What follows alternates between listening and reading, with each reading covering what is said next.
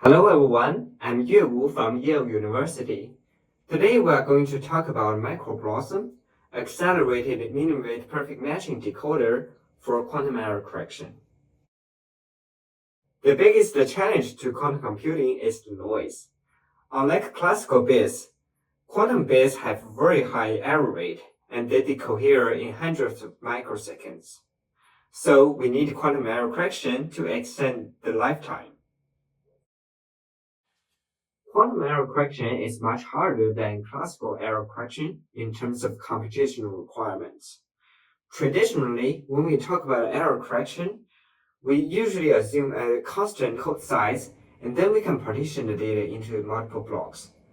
This is no longer true in quantum error correction because the effective code block actually grows with the number of instructions. So the quantum error correction decoding problem is a global optimization problem. And even worse, it needs to process terabits per second syndrome data with microsecond level decoding latency requirements. So let's look at a very popular quantum error correction code, which is called the surface code. It consists of a 2D grid of data qubits, which suffer from some random errors like Z errors and X errors. The surface code uses ancilla qubits to measure the stabilizers that can detect the errors on those data qubits. As shown in this figure, an error on data qubits will flip the adjacent stabilizer measurements, which we call them defects, and they are marked in red vertices. Since X and Z errors can be decoded independently, here we are only looking at Z stabilizers for simplicity. The decoding problem can be represented by a graph problem called the decoding graph. As you can see in this figure, every edge corresponds to a potential error source, and each vertex corresponds to a stabilizer measurement. The defect stabilizer measurements are marked in red. So the goal of the decoding problem is to identify a subset of those edges such that they satisfy the defect measurement results. In practice, this decoding graph is actually a 3D graph because the ancilla qubits to measure the stabilizer measurements are also noisy themselves. So we have some vertical edges corresponding to measurement errors, and this 3D graph grows over time. One of the most accurate way for solving this graph decoding problem is called minimum weight perfect matching. It starts from the decoding graph and then uses the Blossom algorithm to find a perfect matching between the defect vertices to minimize the total weight of the matching. And then when this converts back to the decoding graph, it corresponds to a most likely error that could happen. However, accuracy itself is not enough.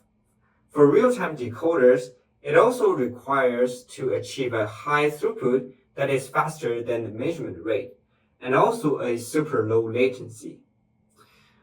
This is because some circuits will require the decoded result to determine what is the next logical operation. And the longer the latency, the more idle errors you will accumulate on the logical qubits. And the effective logical error rate will scale linearly with the latency.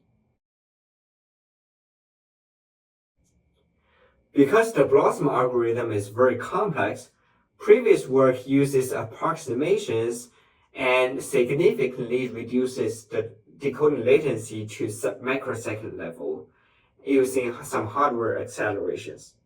However, these approximations will increase the logical error rate by at least 3 times.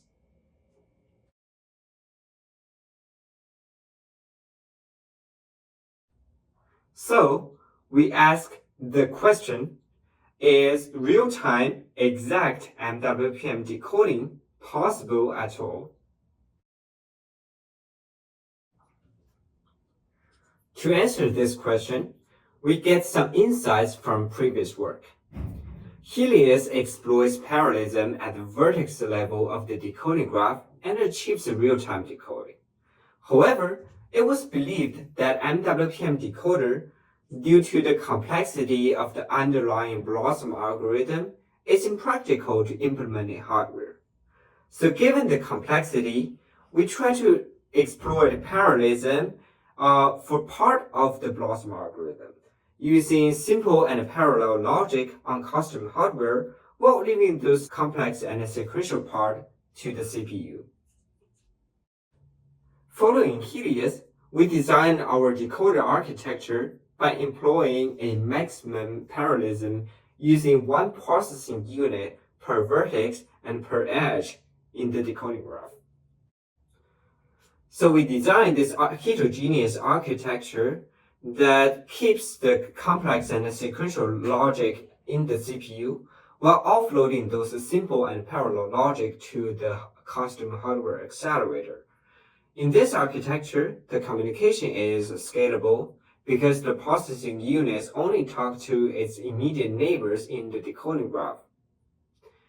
The CPU will broadcast a single instruction to all the PUs, and the responses from individual PUs will converge cast into a single response that is sent back to the CPU.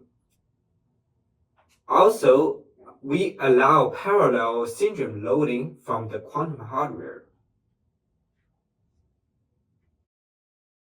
Now, we look at how we modify Fusion BLOSSOM, the current fastest software MWPM decoder, to this heterogeneous architecture. At a high level, Fusion BLOSSOM splits the BLOSSOM algorithm into two phases, the primal phase and the dual phase. The primal phase tells which direction the dual phase should update its dual variables, and whenever the dual phase encounters a dual constraint that forbids further growing, it will tell back to the primal phase the obstacle. And this process repeats iteratively until both the primal and dual finds the optimal solution. We'll use an animation to demonstrate this process.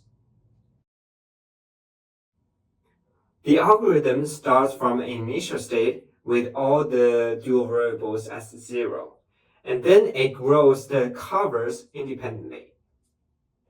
When the cluster A, B, and C touch each other, the dual phase cannot grow further and tell the primal phase about this obstacle. The primal phase then creates a BLOSSOM and tells the dual phase to grow that BLOSSOM instead. The cover keeps growing, and when the covers of D and E touch each other, the primal phase matches D and E and stops their growing.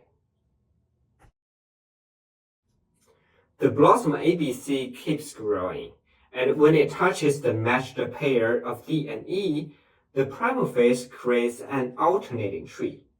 The nodes in the alternating tree has an alternating growing pattern of growing and shrinking and growing.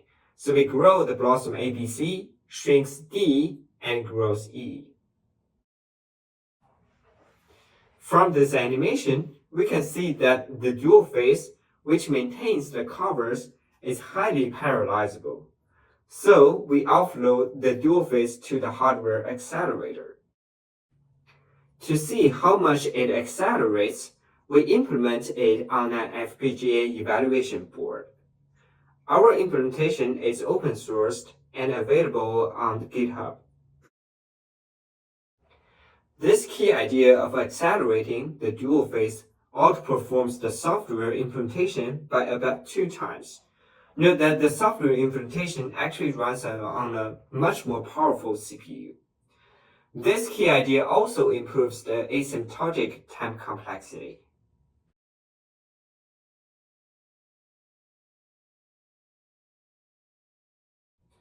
Next, we see whether we can further improve it. We notice that the CPU hardware interactions become the bottleneck due to expensive I/O. This is because for each defect vertex in the decoding graph, it requires at least one instruction from the CPU. So can we offload some simple primal logic to hardware to reduce the I/O cost? This comes to our second key idea, accelerating the primal phase. We observed that the most matchings are easy to determine with isolated conflicts between only two covers, given that the physical errors are sparse and randomly scattered across the graph.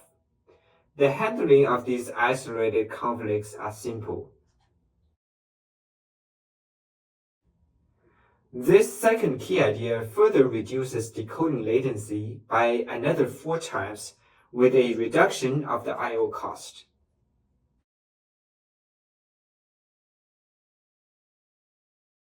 We then notice that the latency is bottlenecked by the batch processing. Despite that one round of syndrome is available for every 1 microsecond, the decoder doesn't process them until all the D rounds are loaded. Can we start processing a layer of syndrome as soon as they are loaded?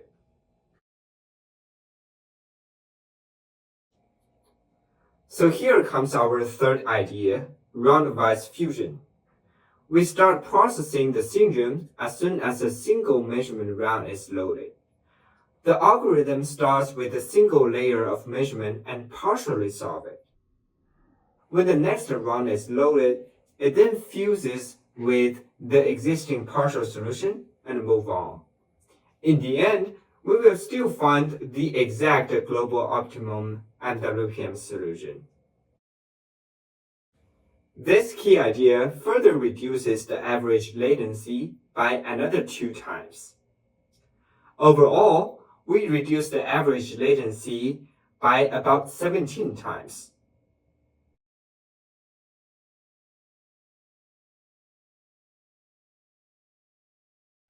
Not only does it reduce the average latency, MicroBlossom also reduces the tail latency. For a smaller code distance of 9, the tail latency is reduced from 3.5 millisecond to 20 microsecond, and that's 175 times improvement.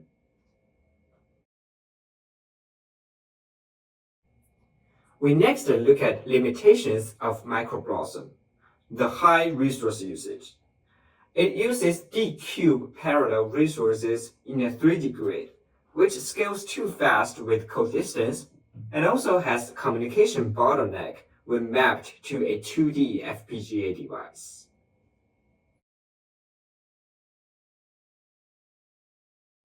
This limitation can be potentially reduced by using a 2D grid of PUs instead of 3D. Our empirical data shows that with round-wise fusion, only the very recent PUs are active. This suggests using a 2D grid to emulate a 3D grid without harming the decoding latency by too much, which remains a future work.